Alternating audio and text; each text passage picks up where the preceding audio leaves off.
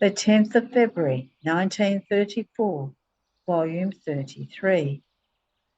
One who lives in my divine volition is raised in its arms, which with its strength form her, the little victor. She is the little queen who, with her Jesus in her heart, repeats his life. I feel myself the little daughter, but so little that I feel the extreme need that the divine will, more than my mother, carries me in its arms, feeds me the words, administers to me the motion of my hands, sustains my step, forms for me the heartbeat in my heart and the thought in my mind. O divine will, how much you love me. I feel your life re-pour into me in order to give me life, and how it is in expectation of wanting the atoms of my actions in order to invest them with its creative strength and tell me, the atoms of my daughter match me because they possess my invincible strength. But while my mind remains surprised in seeing the loving and maternal inventions of the divine will, my always lovable Jesus, who is always on the lookout in order to be spectator of what the divine volition does in me, told me, my little daughter, you must know that my supreme volition looks at one who wants to live in it as its birth, who wants to grow in its arms with its maternal cares. And as it sees that its tiny one wants to give of herself with her little works in order to tell it that she loves it, this divine mother clasps its daughter to its bosom and fortifies with strength the motion, the word, the step of its daughter. This strength invests everything. It transforms her, and although she is little, she sees herself little and strong, little and victor, and this mother takes enjoyment in letting itself be conquered by its little daughter. In fact, this creature sees herself strong in love, strong in the suffering, strong in the operating. Strength is the halo of this creature.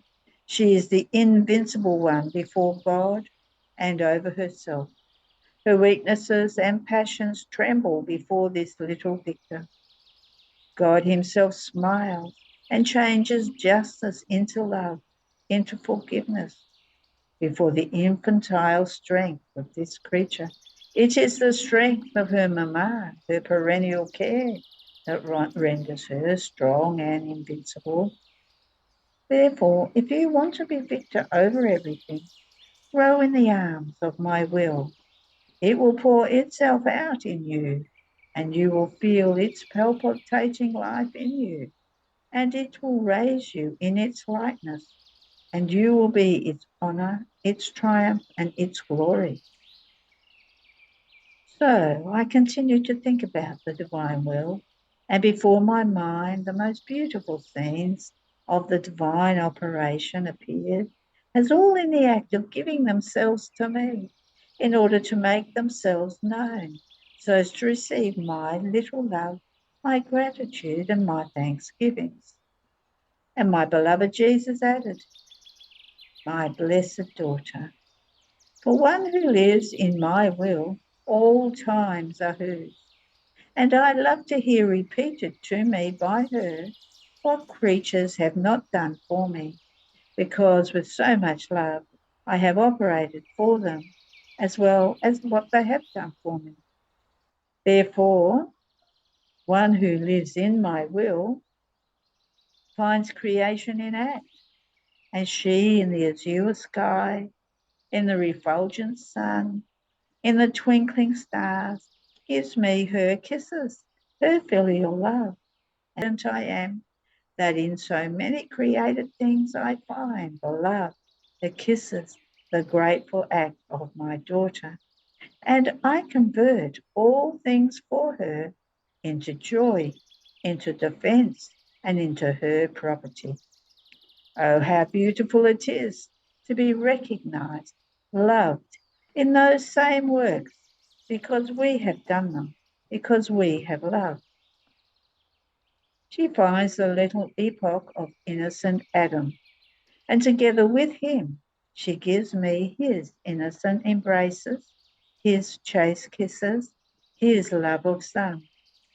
And I, oh, happy I feel, because I see my paternity recognized, loved, honored. Oh, how beautiful it is to feel myself father, and as such feel myself loved by my children. And I exchange my kisses, my paternal embraces, and I give to her as right of her property the infinite joy of my paternity. What will I not give to my children after I have been loved and recognized as father? Everything. I will not deny them anything, and they will give me the right, the joy of my children. I do not know how to deny anything to one who lives in my will. If I could do this, I would deny it to myself. Therefore, I give everything, and she repeats for me the scenes of giving me everything. Therefore, in it, there are exchanges of works, reciprocal love that forms such moving scenes as to form the paradise of God and of the soul. Oh, thousands and thousands of times, blessed is one who comes to live in the celestial sojourn of my will. You must know that one who does the divine will enters into it as queen, and as such she comes before us, courted by all our works. In fact, she makes hers the conception of the Virgin, and uniting herself with her and with us, she gives us we get what we gave to her and what she gave to us, and we feel ourselves given the love, the glory of the immense seas with which we gifted this Virgin, and moving all her acts again as if she were repeating them in act for us. And oh, what abysses of grace are in you between heaven and earth. The soul in our will places it in the condition of letting her act as repeater of its works, and while she repeats them, it gifts she who has given it the occasion. And since the creature is incapable of giving us every one act, what is formed in one single act by us, her littleness spaces out in our will. Now she takes one of our works and now another, and with the dominion that our will gives her, she descends into the incarnation of the Word. And oh, how beautiful it is seeing her invested by his love, impearled with his tears, adorned with his wounds, possessor of his prayers. All the works of the Word surround her inside and out, and what is more, convert for her into joys, into beatitude, into strength, with the inseparability of her Jesus, as in a sacred temple that he has in her heart, in order to make her the repeater of his life. And oh, what moving scenes she makes before God. With her Jesus in her heart, she prays, suffers, loves together with Jesus. And in her infantile littleness, she says, I possess Jesus. He dominates me, and I him. Rather, I give him what he does not have, my sufferings, in order to form his complete life in me. He is poor in sufferings, because, being glorious, he cannot have them. And I supply him with what he does not have, and he supplies me with what is lacking in me. In fact, in our will, the creature is the true queen. Everything is hers, and she makes us such surprises with our works that it enraptures us and forms our happiness that the creature can give to us in our most holy will. The 10th of February 1937, Volume 34. The kingdom of the Divine Volition will be the kingdom of the Queen of Heaven, her ardent desires and incessant prayers, the salts of love that she gives to the divinity in order to obtain it, as she will place her life at the disposition of creatures in order to give them the grace to make them live of divine will. I felt all immersed in the divine volition.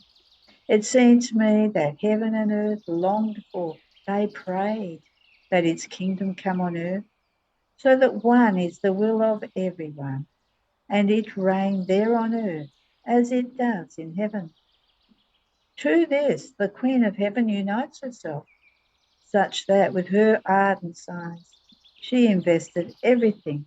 She moved, united everything to herself, angels, saints, and the whole of creation, in order to ask with her own sighs and with the divine will itself that she possesses, that the fiat would descend into hearts and form its life there. But while I thought about this, my always lovable Jesus, making himself seen all love, sighed strongly. His heart beat so much as if it would want to burst, and he told me, "Daughter of my will, listen to me. My love is about to submerge me. I cannot contain it any more, at whatever cost, even though it must overwhelm heaven and earth. I want that my will would come to reign on earth." To this my celestial Mama unites herself, she who without ever ceasing tells me, repeats to me, "Son, hurry, do not delay any more. Use your stratagems of love. Act as the powerful God that you are. Make it be that your will invest everyone, and with its power and majesty, united to a love that no one can resist, it take possession of everyone and come to reign on earth as in heaven." And she tells me this with such ardent sighs, with inflamed heartbeats, with her stratagems of love of mother, that I cannot resist, even to her adding to me, "My son of my heart, you've made me queen and mother, and my people and my children, where are they? If I were capable of unhappiness, I would be the most unhappy queen and mother, because I possess my kingdom, and I do not have my people who will live with the same will as their queen. And if I do not have my children, to whom to entrust the great inheritance of their mother, where will I find the joy, the happiness of my maternity? Therefore, make it that the divine fiat reigns, and then your mama will be happy and will have my people and children who will live together with me, with the same will as their mother." Do you believe that this speaking of my mother that she continuously makes resound to my ear and that sweetly invests my heart are not arrows and wounds of continuous love? I can remain indifferent? I cannot do it, nor do I want to do it. More so because she has never denied me anything. Therefore, the strength of denying myself to her is lacking to me. My divine heart presses me to content her. You unite yourself with us and long for and pray that my will be known and come to reign on earth. And in order to greatly confirm you in this, I want to make you here my sweet Mama. At that moment, I felt her near me, hiding me under her azure mantle and taking me onto her maternal lap with a love that I do not know how to say. She told me, "Daughter of my maternal heart, the kingdom of the divine will be my kingdom. The sacrosanct Trinity has entrusted it to me, as they entrusted the eternal word to me, when he descended from heaven to earth. So they entrusted to me their and my kingdom. Therefore my sighs are ardent, my prayers incessant. I do nothing other than assail the most holy Trinity with my love, with the rights of queen and of mother that they gave me, such that what they entrusted to me would come to light. It forms its life, so that my kingdom triumphs on the face of the earth. You must know that so great is my desire that burns me, because I feel as if I would not have glory, while I have so much of it, that the heavens and earth are filled with it. If I do not see the kingdom of the divine will formed in the midst of my children, because each one of these children who will live in it will give me so much glory as to double for me the glory I possess. So seeing myself deprived, I feel as if I would not have the glory of queen and the love of mother from my children. Therefore, in my heart, I always call them, and I keep repeating, my children, come to your mama. Love me as mother, as I love you as children. If you will not live with that same will that I lived, you cannot give me the love of true children, nor could you know where my love for you reaches. You must know that so great is my love and my ardent anxieties. I want this kingdom exists on earth, that I descend from heaven. I go round to souls in order to see who is more disposed to living of divine volition. I act as spy over them. And when I see them disposed, I enter into their hearts and I form my life in them as preparation, honour, and decorum for that fiat that will take possession and will form its life in them. Therefore, I will be inseparable from them. I will place my life, my love, my virtues, my sorrows at their disposition as a wall of insurmountable strength, so that they can find in their mother what is needed in order to live in this kingdom so holy. And then my feast will be complete. My love will rest in my children. My maternity will find one who loves me as child. And I will give surprising graces.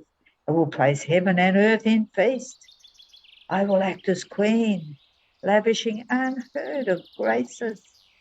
Therefore, my daughter, remain united with your mother, so that you pray and yearn with me for the kingdom of the divine will.